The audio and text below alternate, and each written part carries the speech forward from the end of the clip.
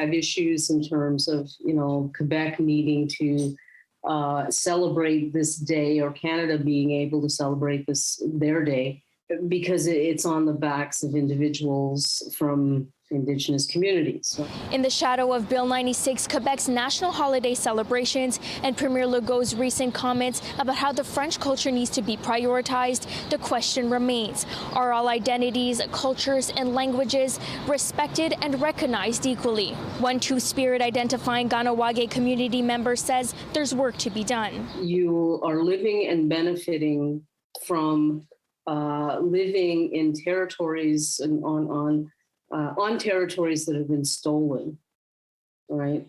And on the basis also of the oppression of those who were originally living in these lands and who are still living in these lands. And the fact that they live lives in general, live existences that are not equal to you. Right? You don't have the same benefits. You don't have the same opportunities. We're still back at this language issue, and we haven't even moved closer to acknowledging Indigenous languages as mattering. And so for our young people, it's like, so I'm being forced to learn these two foreign languages, yet I cannot take pride in knowing my own language. The centuries-old Indigenous-born concept of Two-Spirit means to identify as having masculine and feminine spirits. Some who reject the gender binary identify as fluid.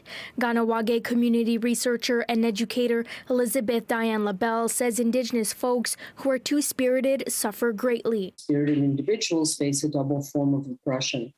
And so they're being oppressed as being members of Indigenous nations. And in addition to that, are being oppressed because of their sexual orientation or their gender identification or questioning identification, things along those lines. Queerness, decolonization, and Quebec identity have more in common than we think.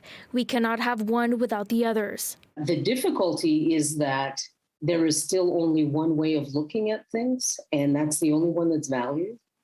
And as a result of that, all of this wonderful knowledge that can be shared is being ignored, right?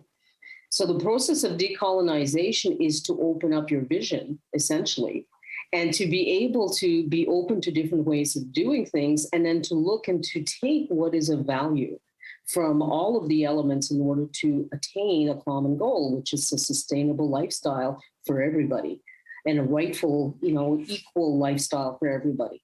In Montreal, Brittany Henriques, City News.